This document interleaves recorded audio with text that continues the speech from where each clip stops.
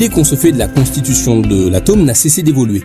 Nous débuterons par un historique sur les principaux modèles atomiques, avant de rappeler un modèle simple de l'atome, ce qui me permettra de réactiver du vocabulaire fondamental. Comme je vous le disais en introduction, la structure de l'atome est impossible à observer directement, même avec les techniques les plus poussées comme la microscopie à force atomique. D'où la nécessité de modéliser l'atome. L'histoire des sciences attribue au philosophe grec Démocrite la notion d'atome. Ce sont des petits objets indivisibles, étymologiquement atomos insécables, petits objets ayant une infinité de formes, permettant d'expliquer par leur assemblage la diversité des matières qui nous entourent. Voilà le modèle de Démocrite. Mais cette idée est rapidement abandonnée, en particulier parce qu'elle est vertement contestée par le très influent Aristote, pour qui la matière n'est constituée que de feu, d'air, de terre et d'eau. Il faut attendre le 19e siècle et le physicien anglais Dalton, qui reprend l'hypothèse atomique de Démocrite en modélisant les atomes, cette fois par des sphères et des sphères pleines de matière.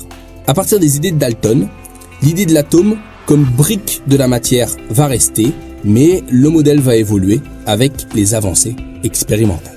Après la découverte à la fin du 19e siècle de l'électron par le physicien anglais Thomson, ce dernier propose en 1901 un modèle dans lequel l'atome est constitué d'une sphère chargée positivement, parsemée d'électrons, l'ensemble étant électriquement neutre. Rutherford mit ensuite en évidence le noyau de l'atome, et il postula que l'atome était constitué de ce noyau chargé positivement, autour duquel les électrons sont en mouvement.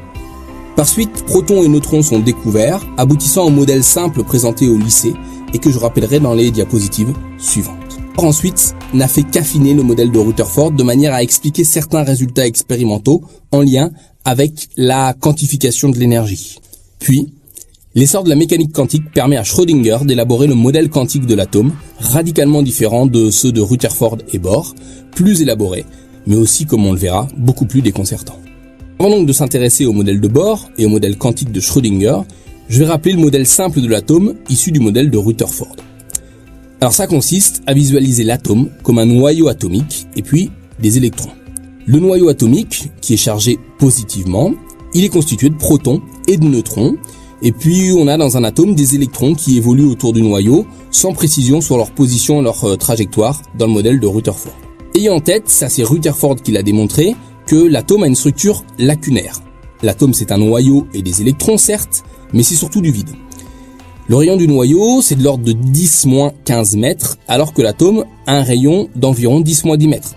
C'est-à-dire que les électrons évoluent à une distance du noyau 10 puissance 5, donc 100 000 fois supérieure au rayon de ce noyau. Pour fixer les idées, on peut prendre un exemple. Si le noyau avait la taille d'une balle de ping-pong, qui a un rayon d'environ 2 cm, les électrons se trouveraient, eux, à 2 km de cette balle de ping-pong. Et entre les deux, c'est du vide. Alors on peut illustrer cette structure lacunaire avec un autre exemple. Si tous les noyaux des atomes de fer qui constituent la tour Eiffel se touchaient, c'est-à-dire si on n'avait pas de vide à l'intérieur de la matière, ce monument, il ne serait en fait pas plus gros qu'une tête d'épingle, mais la matière serait quand même présente et cette tête d'épingle pèserait environ 9000 tonnes. Introduire à ce stade deux paramètres fondamentaux dont on se servira allègrement par la suite. On va appeler numéro atomique ou nombre de charge le nombre de protons d'un atome. Il est noté grand Z. On va appeler nombre de masse le nombre de nucléons, c'est-à-dire le nombre de protons plus le nombre de neutrons. Et il est noté grand A.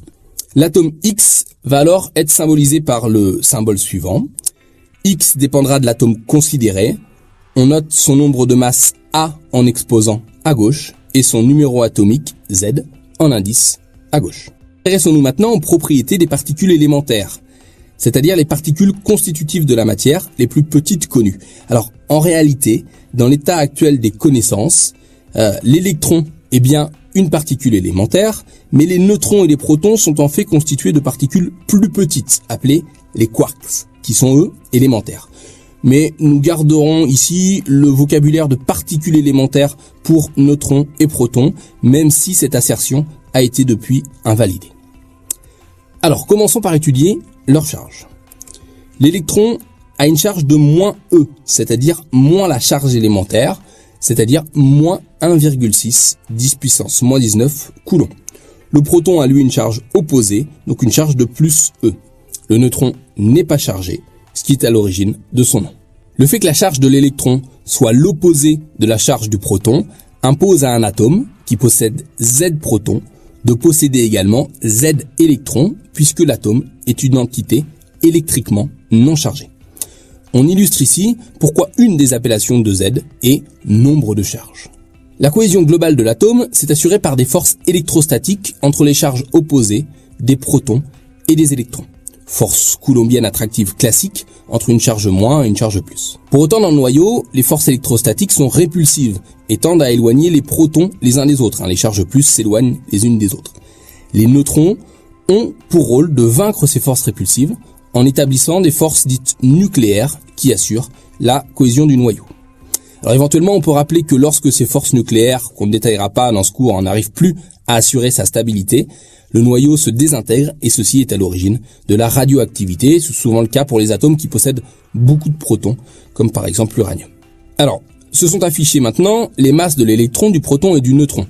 Ces masses ne sont pas à connaître, mais ce qu'il est intéressant d'observer, c'est que la masse du proton ou du neutron est environ 2000 fois supérieure à celle de l'électron. La conséquence, c'est que la masse d'un atome est fortement localisée au niveau du noyau. L'inverse du nombre d'Avogadro, alors je vous rappelle que le nombre d'Avogadro c'est le nombre d'entités considérées dans une mole et qu'il vaut 6,02 10 puissance 23 mol moins 1. L'inverse du nombre d'Avogadro donc est environ égal à la masse du proton ou du neutron.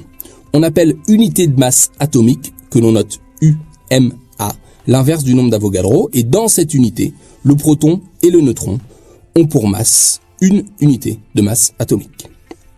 8. La masse de l'atome, qui est la masse atomique, est égale à A, le nombre de masses en unité de masse atomique, en UMA, puisque A, c'est le nombre de protons plus le nombre de neutrons dans un atome. On comprend alors l'appellation nombre de masses pour A. La masse d'une mole du même atome, c'est égal à A en unité gramme par mol. Ça vient de la définition du nombre d'Avogadro et du fait que une unité de masse atomique, c'est égal à l'inverse de ce nombre. La notion d'atome s'inscrit dans une notion plus large d'éléments chimiques. Un numéro atomique Z définit un élément chimique et son symbole. X, c'est fonction de l'élément, et on reporte Z en indice à gauche que l'on peut éventuellement omettre. Mais c'est bien Z, donc le nombre de protons, qui caractérise un élément. Alors quelques exemples d'éléments parmi les éléments les plus courants, en fait les 4 éléments que vous manipulerez le plus. L'élément chimique hydrogène qui possède un proton, l'élément carbone qui possède 6 protons, l'azote 7 protons et l'oxygène 8 protons. Tous ces éléments ne sont caractérisés que par leur nombre de protons, 1 pour l'hydrogène, 6 pour le carbone, 7 pour l'azote et 8 pour l'oxygène. À un élément vont être associés différents atomes. On va le rappeler diapositive suivante avec la notion d'isotope. Mais outre les différentes formes atomiques, on va également associer à un élément différentes formes ioniques. Alors on parle en toute rigueur d'ions atomiques, mais plus généralement d'ions, même s'il existe des ions formés à partir des molécules qui sont des ions moléculaires. Et très souvent, on ne différencie pas ions atomiques et ions moléculaires, et on parle simplement d'ions.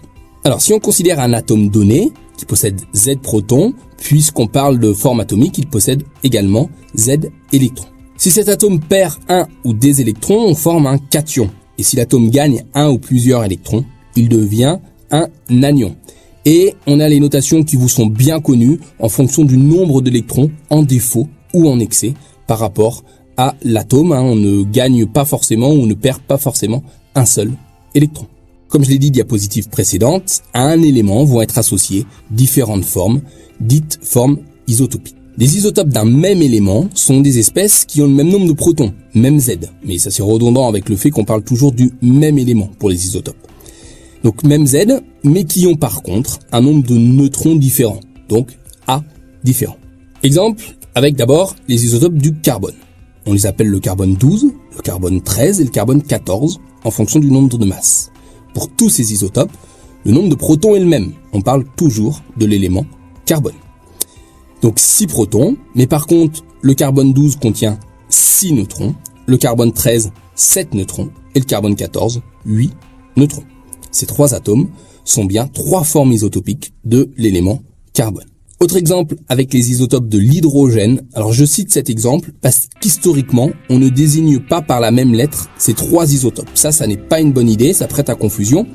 On pourrait penser que ça ne se réfère pas au même élément parce qu'on n'a pas la même lettre pour décrire les différents atomes, mais c'est pas le cas, c'est effectivement ici toujours l'élément hydrogène. Il se trouve que pour cet exemple de l'hydrogène, les formes isotopiques n'ont pas la même lettre, mais ça ne concerne que l'élément hydrogène. Alors l'hydrogène, c'est l'élément avec un proton. S'il possède 0 neutron, l'appellation hydrogène est conservée, mais l'hydrogène possédant un neutron est appelé deutérium, et noté D, et l'hydrogène possédant 2 neutrons est appelé tritium, et noté T. Dernière chose sur les isotopes, on va définir la masse molaire en grammes par mol d'un élément, celle que l'on retrouve dans la classification périodique. Eh bien, la masse molaire, c'est la moyenne pondérée des masses atomiques des différentes formes isotopiques. Exemple du carbone. Le carbone est constitué en fait de 99% de carbone 12 et de 1% de carbone 13. La proportion de carbone 14 étant suffisamment faible pour que sa participation à la masse molaire de l'élément soit négligeable. Alors je vous rappelle ce qu'on avait déjà vu et ce qui est ici dans le tableau. On peut considérer que la masse d'une mole de carbone 12 vaut 12 grammes et que la masse d'une mole de carbone 13 vaut 13 grammes. On se sert des nombres de masse. Et donc, puisque la masse molaire d'un élément c'est la moyenne pondérée des masses atomiques des différentes formes isotopiques, eh bien, il vient, la formule qui vient de s'afficher, que la masse molaire de l'élément carbone, c'est environ 99% x 12 plus 1% x 13. Et puis, on ne considère pas la participation du carbone 14 à la masse molaire, étant donné que sa proportion isotopique en pourcentage est trop faible. L'application numérique donne, pour le carbone, une masse molaire de 12,01 grammes par mol, qui est la valeur que l'on trouve dans une classification périodique.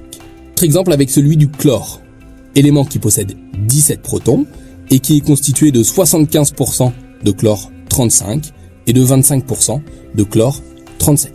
La masse molaire, c'est 75% de 35 plus 25% de 37, et donc la masse molaire de l'élément chlore, c'est environ 35,5 grammes par mol.